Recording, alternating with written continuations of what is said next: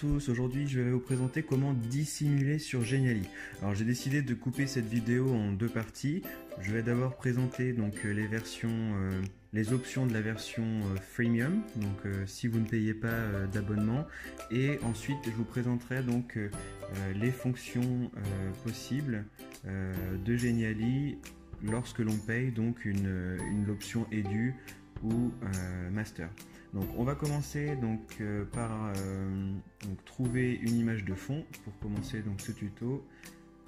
Alors on va trouver un fond ici, donc j'ai pris une image de salon que j'ai téléchargée sur Pixabay. Voilà. Donc ici donc j'ai été sur Images, votre ordinateur, et j'ai déposé l'image qui était dans mes téléchargements. Voilà. Donc on va commencer par l'agrandir cette image. Voilà, en très grand, et on va la rogner. Donc rogner, c'est donc la couper pour n'avoir que voilà ce qu'on nous propose sur Genially. Ok, voilà. Donc ce premier tuto va être sur la fonction occultation. Donc pour occulter quelque chose, donc ici on va occulter un chiffre. Voilà. On va occulter le chiffre 9, donc imaginons il y a un code à trouver quelque part. Voilà, on a un code à 4 chiffres à trouver. Ici, on va trouver le chiffre 9. Voilà, donc on le cache dans le décor. Donc ici, forcément, il crève les yeux, donc on va trouver quelque chose pour le cacher. Alors, on va trouver donc une image ici, pourquoi pas American Progress. Bon, je pense que l'image va être de mauvaise qualité. Donc, je les ai pris, voilà, j'ai pris l'image sur réutilisation autorisée de Google. Je fais CTRL, je vais faire CTRL-V, parce que là j'ai pas l'option coller. Voilà. Donc me voici avec l'image, je vais l'agrandir. À peu près, donc la qualité est pas très bonne, mais c'est pas très grave. Je vais ajouter donc un cadre, pour faire une espèce d'effet plus réel. Voilà. Et voilà, donc me voici prêt, donc j'ai mon image. Derrière, j'ai mon chiffre, et ce que je vais devoir faire ici, c'est ajouter donc une animation, et l'animation va être donc souris dessus. Donc quand je mettrai ma souris dessus, il va se passer quelque chose, et je fais choisir occulter. Et voilà, maintenant donc je clique sur prévisualiser, et dès que la personne donc mettra la souris sur la peinture, ça apparaîtra. Tout comme la fonction occulter, vous avez aussi la version, donc une fonction apparaître. Alors par exemple ici, donc j'ai pris donc une image de télévision que je copie. Voilà, donc je copie l'image. Comme tout à l'heure, je fais CTRL-V.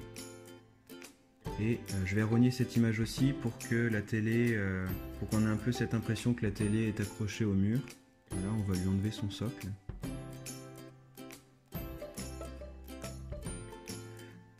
Donc je rogne, oui. Voilà, donc maintenant j'ai une image de télé et je vais vouloir faire apparaître quelque chose sur cette télé lorsque la souris passera dessus. Donc je vais reprendre ma peinture de Vincent Van Gogh. Voilà, je copie l'image, je le mets donc CTRL-V. Voilà, je vais la mettre aux mêmes dimensions que la télé.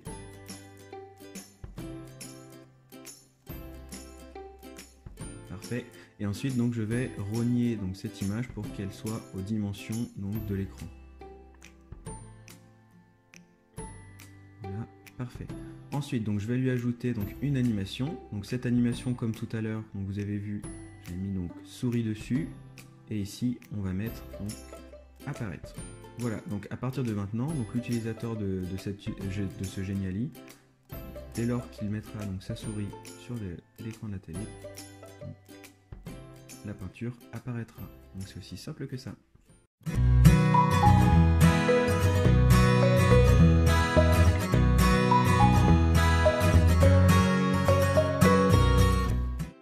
Une deuxième option possible lorsque l'on veut dissimuler sur Genially est de créer deux pages. Donc par exemple ici donc nous avons cette photo, cette image d'un mur.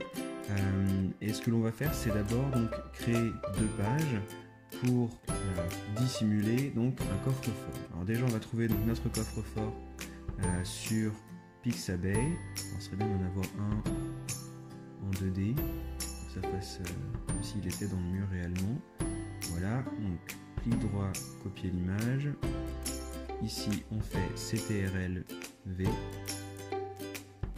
Et voilà, donc on a notre image de coffre. Voilà, qu'on va légèrement réduire. Et donc maintenant que j'ai mon coffre, je vais créer ma deuxième page en cliquant sur dupliquer. Vous voyez, dupliquer, c'est les deux petites feuilles que l'on voit lorsque l'on met la souris sur la première page. Voilà. Donc on va cliquer dessus. J'appelle ma première page dissimulée, parce que le coffre est dissimulé, et la deuxième page non dissimulée. C'est vraiment juste pour s'y retrouver. Alors là je ne l'ai pas fait, mais il faudra cliquer sur microsite afin de ne pas pouvoir se balader sur le Geniali comme une présentation normale. Alors on va cacher donc notre coffre derrière une peinture, donc là juste taper peinture en réutilisation autorisée. Voilà, copier l'image comme on a fait tout à l'heure, CTRL-V, et voilà. Donc là notre image de coffre est cachée. Donc nous n'avons pas l'option glisser, c'est pas possible pour nous de le faire.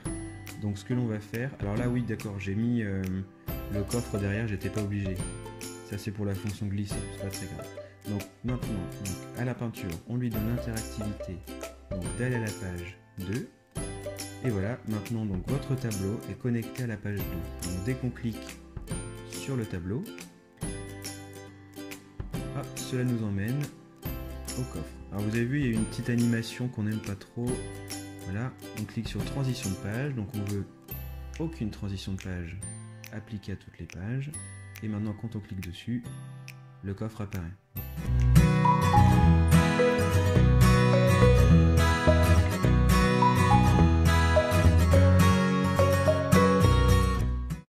Donc je continue ce tuto avec cette fois-ci donc l'option glisser. Alors l'option glisser donc fait partie des options qui sont premium sur Geniali et c'est vraiment une option intéressante puisque elle permet de créer de la fouille virtuelle, ce qui est quand même intéressant dans un escape game. Donc on commence par cliquer sur les rouages, puis on active donc glisser éléments et maintenant donc comme vous le voyez, maintenant je peux glisser tous les éléments qui sont présents sur cette présentation. Voilà, donc on va commencer. Ah oui, donc juste pour vous montrer rapidement, donc là j'ai mis qu'une scène, parce qu'il n'y a besoin que d'une scène pour l'option glisser. Donc nous avons donc cette image, donc cette peinture de Vincent van Gogh, vous avez ce fond que l'on va bloquer, voilà.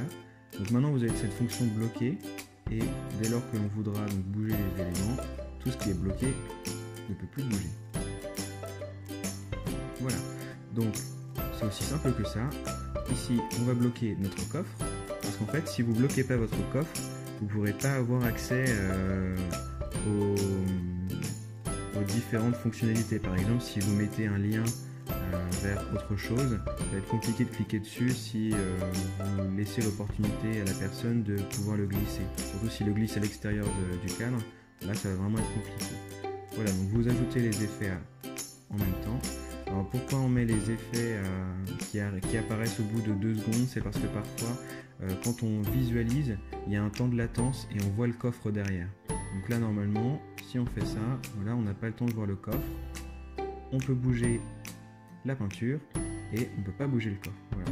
Donc si on avait mis une animation du coffre, par exemple, vers Loki ou quoi que ce soit, ça fonctionnerait très bien. Donc voilà pour l'option glisser.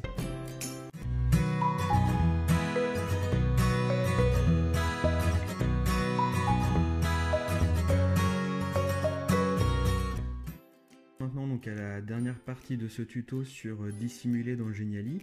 Alors celle-ci elle est vraiment intéressante, elle permet de créer un faux filtre polychromatique. Alors pourquoi je dis faux?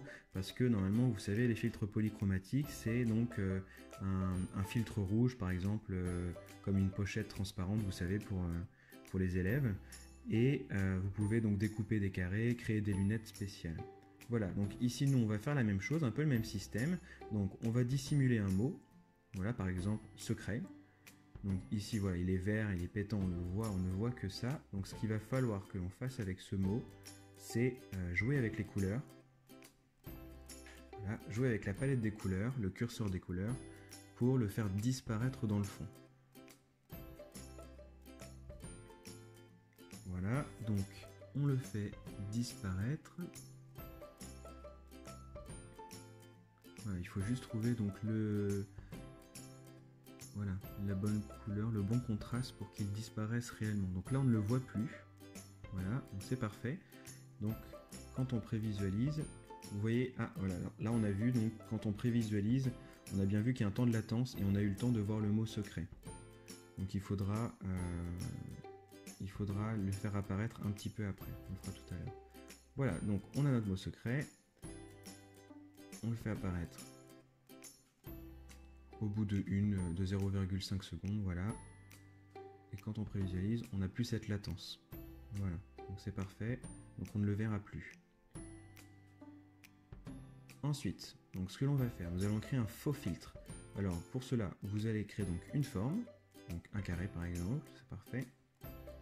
Alors vu que le code polychromatique, c'est vrai qu'il apparaît vachement bien avec le rouge, on le met en rouge. Voilà.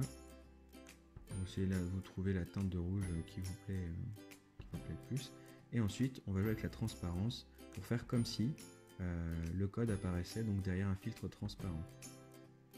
Et voilà, alors c'est bien de le mettre à 60. Après, ça change absolument rien, c'est vraiment une question d'esthétisme. Voilà. Ensuite, donc, ce qu'il va falloir que l'on fasse, c'est mettre le mot secret au-dessus de tout. On le range au-dessus de tout, parce qu'en fait, ce qui va se passer, c'est un jeu de couches. Vous avez donc votre fond, le mur, donc qui est tout en bas. Vous avez maintenant donc le filtre rouge qui est la deuxième couche. Et tout en haut, donc en premier plan, vous avez le mot secret. Et c'est comme ça que ça va apparaître en fait. Voilà. Donc vous avez secret qui est tout en haut, le filtre rouge ensuite, et ensuite vous avez le mur. Voilà donc comment ça fonctionne cet effet de filtre, de faux filtre polychromatique. Voilà, merci de m'avoir écouté, et je vous retrouve très vite pour un nouveau tuto. Merci beaucoup.